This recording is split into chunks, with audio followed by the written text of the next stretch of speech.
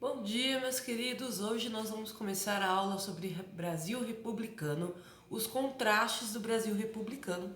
Pode pegar sua apostila, abrir na página 196. Vocês logo vão dar de cara com uma fotografia, tá? Aliás, essa fotografia é em Manaus, aqui também. Isso mostra os contrastes sociais. Aqui a gente pode ver que é um salão de venda, né, de roupas ou de, no caso aqui, de costura, né? Os salões de costura acabavam sendo salões de moda, de beleza, então foram aos poucos englobando outros elementos relacionados a isso. E aqui embaixo a gente tem os seringueiros, que foram responsáveis por toda essa riqueza. Uma vez que se não fosse por essa atividade aqui, o estado do Amazonas não teria conseguido tanto capital a ponto de modernizar, entre aspas, né? Ou tornar um reflexo da Europa sua capital, que é Manaus. Então uma coisa se relaciona com a outra. Esse é o primeiro exercício que a aula propõe para vocês. Imaginar as relações entre essas duas imagens. Vocês vão perceber que essa aula é bem imagética, tá, galera? Aqui a gente tem mulheres no bar do Rio de Janeiro, olha que imagem incrível, né? Dá para perceber alguns elementos da moda europeia aqui, embora seja no Rio. A gente vê que rolou uma exposição, pode ser tanto de arte quanto exposição de cinematógrafo, porque nessa época começa a surgir as primeiras formas de filmagem, de imagem em movimento, que é o que hoje a gente chama de filme, né? Quando a gente vai pro cinema ver um filme, nessa época eles nem imaginavam que o cinema ia ser tudo isso que ele virou, tá? Vou comentar um pouquinho mais sobre isso. Porém, aqui a gente vê que tinha a ver também com requintes de chiqueza, elegância, né? Os valores da moda europeia sendo sobrepostos, né, sobre a nossa moda, que na época ainda nem existia uma moda específica brasileira, por isso que era fácil você preencher esse vazio com a moda europeia, beleza? Então, aqui também a gente tem o que eles chamavam na época de cortiços, meus queridos. O que seriam os cortiços? Locais onde muitas pessoas vão morar aglomeradas, né? Então, por exemplo, um exemplo bem clássico de cortiço que vocês estão muito acostumados aí a ver é o Chaves, né? A Vila do Chaves é um cortiço. Por isso que a personagem, por exemplo, da Dona Florinda é tão icônica, né? Tão engraçada. Ela é cômica, né, na real. Mas é icônica também. Porque ela representa uma espécie de classe média, ou da parte mais pobre da população, que não se conforma, né, em ser vista como pobre. Então o tempo todo ela fica reafirmando que ela é esposa de marinheiro, né? E que ela não se mistura com essa gentalha, e que ela é diferente de todos ali presentes. Só que ela mora num cortiço, né, galera? Um tipo de habitação muito comum dessa época, onde dividia-se o mesmo pátio, né? Por isso que todos os vizinhos se encontram no pátio ali no Chaves, tá? E também livros que vão retratar esse tipo de organização social, como o Cortiço, de Aloysio de Azevedo. É Aloysio de Azevedo, Cortiço? Só um minuto. Então, pessoal, fui lá conferir, porque eu não gosto de dar informação com dúvida para vocês, e sim é do Aloysio de Azevedo, né? Essa obra vai retratar a realidade dos moradores desses cortiços de maneira até chocante, tá, pessoal? Porque no cortiço, diferente de uma grande propriedade, você não tem privacidade, né? Os vizinhos ficam sabendo de tudo que você faz, tudo é visível no cortiço, então a criança acaba vendo coisas que ela não devia, né? Então não se tem uma privacidade dentro de uma propriedade tão pequena, onde tanta gente fica aglomerada junto, né? E aí a gente vai ver exemplos de modernização das cidades, onde, por exemplo, a gente tem a fotografia aqui do início das confeitarias. É legal porque lá no Rio de Janeiro, galera, tem locais que estão preservados desse centro histórico até hoje. Vale a pena estar dando uma visitada. As confeitarias, salões de beleza, são coisas que vão surgir agora. É engraçado que pra gente, socialmente falando, essas coisas parecem muito comuns, mas não existia salão de beleza em todos os tempos históricos. Como, por exemplo, você não iria numa loja comprar doces, né? Em qualquer tempo histórico. Isso vai começar a surgir durante esse período da Belle Époque. Não quer dizer que não existiam mercearias que vendiam essas coisas, mas a diferença é que agora, além de elas terem uma venda exclusiva de coisas que têm a ver com a cozinha, né, europeia, com aquela sofisticação da cozinha europeia, né, tanto para os doces quanto para salgado, a gente também vai ver o surgimento aí de um espaço onde a pessoa pode passar a tarde toda. Então não era um espaço para você ir uma coisa e comprar, né, como uma mercearia, né, comum que existe até hoje, né, pelo menos aqui perto numa praça aqui perto da igreja, aqui da minha casa, tem uma mercearia que ó, literalmente é um trailer assim, que eles abrem e vendem de tudo ali, né?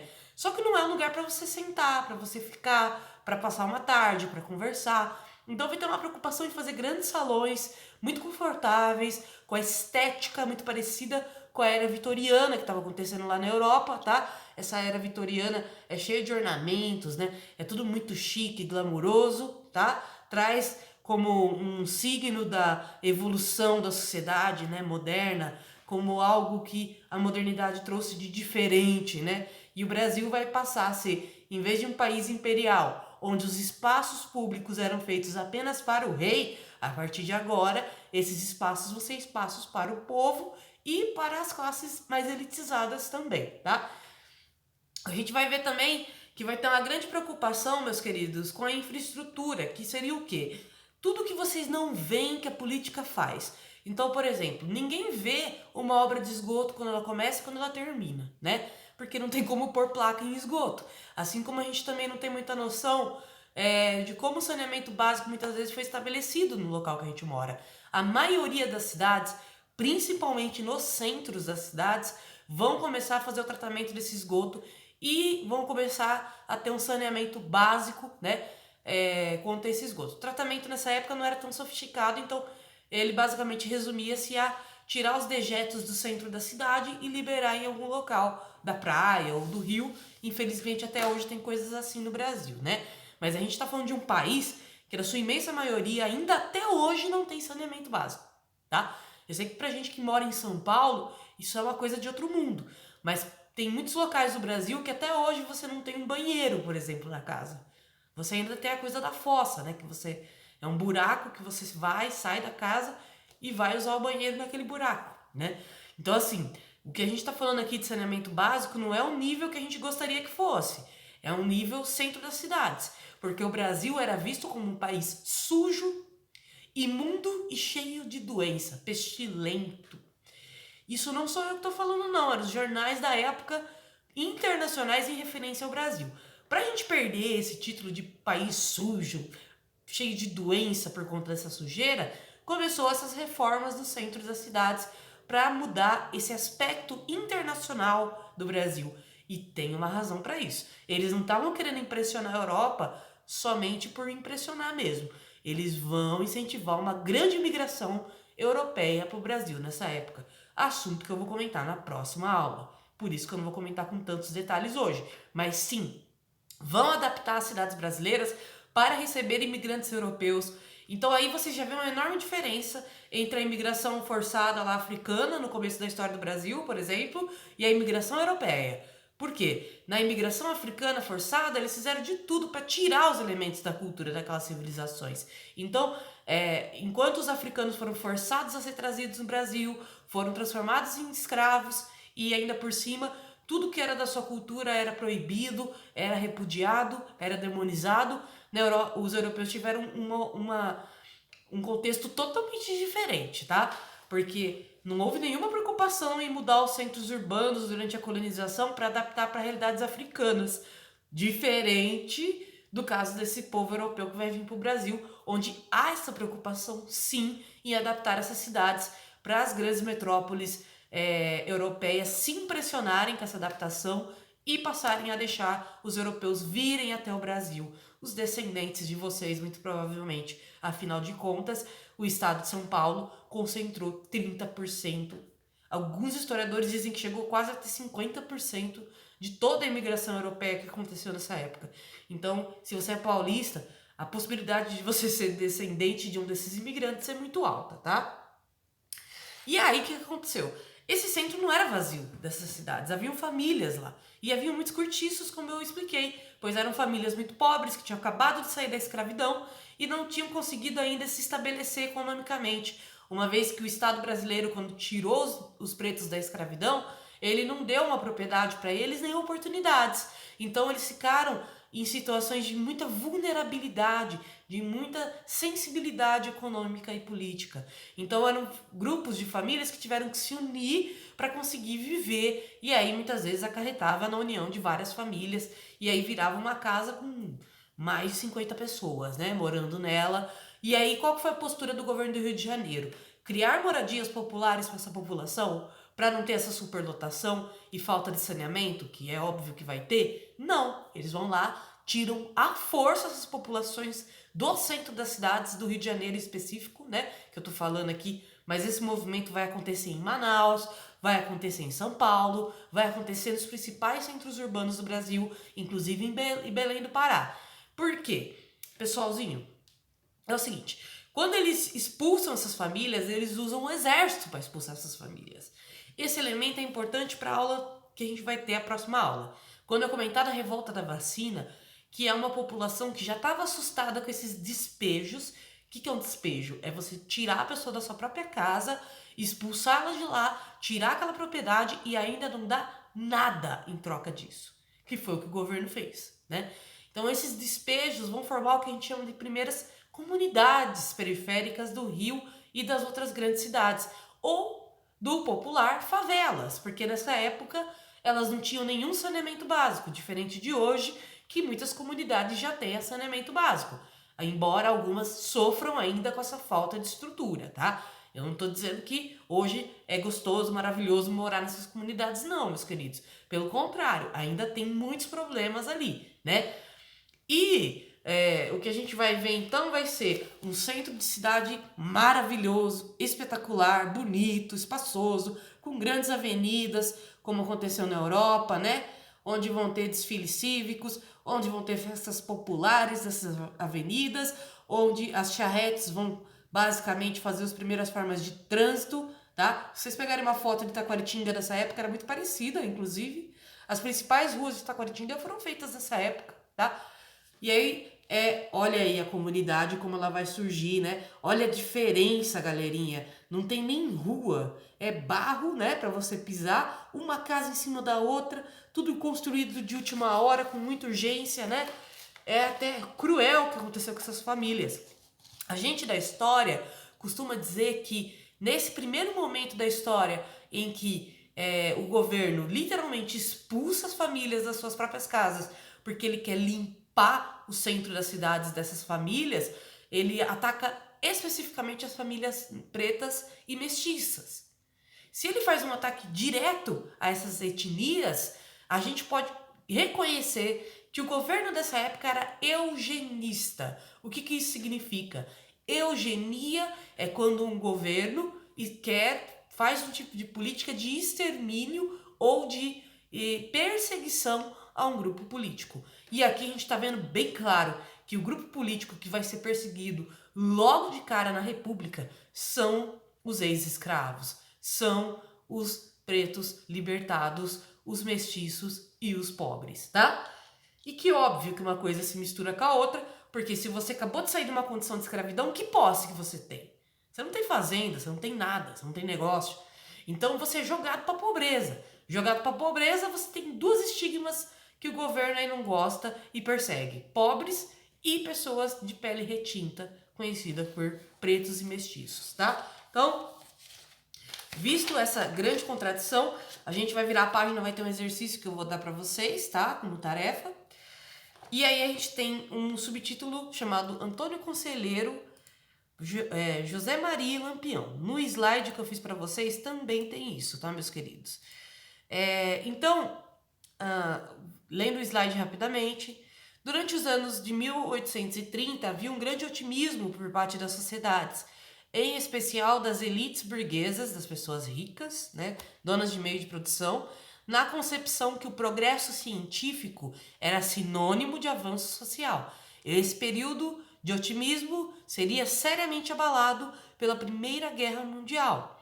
Grandes investimentos em aspectos urbanos das grandes cidades, era necessário varrer a destruição do império. Por quê? Primeiro porque toda a propriedade pública foi vandalizada assim que a república se instaurou. Isso foi uma maneira do povo de mostrar o ódio que tinha do império, né? E nessa época do império, praças, ambientes públicos, assim, teatros, dentre outras coisas, eram consideradas coisas do rei. Como o povo tinha raiva do rei, o povo destruiu esses ambientes como uma forma de protesto contra aquela tirania do rei, né?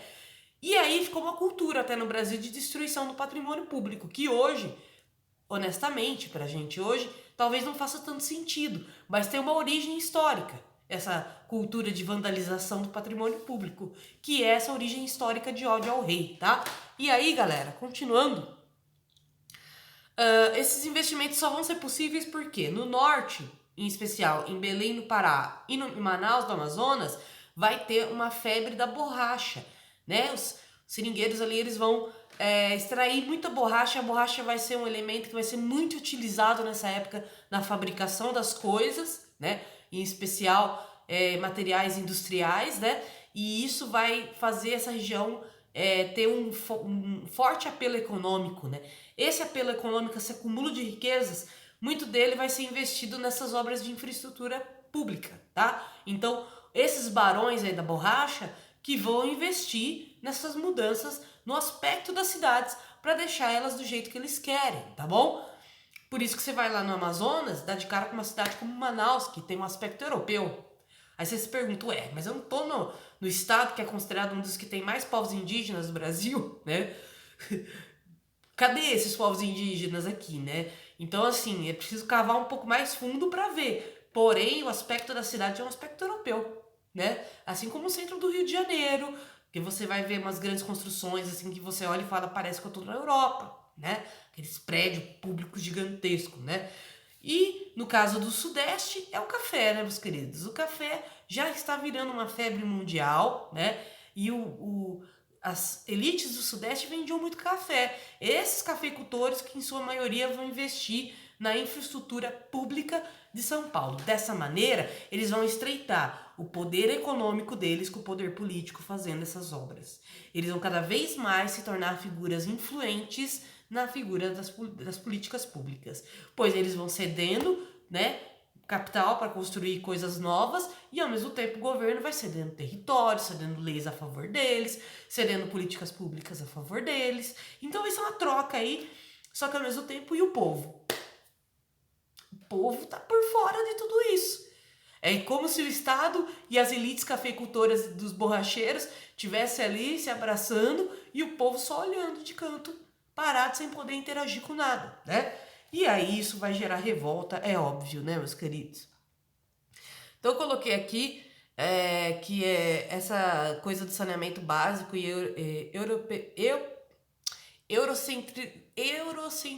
nossa, esquece, não vou falar essa palavra. Essa coisa de tornar os centros urbanos europeus, né, vai fazer, então, o governo do Rodrigues Alves vai implicar na expulsão de pessoas do centro do Rio de Janeiro forçadamente, dando origem às comunidades que, por sinal, não sofrem esse processo de modernização, são deixadas de lado, tá, galera?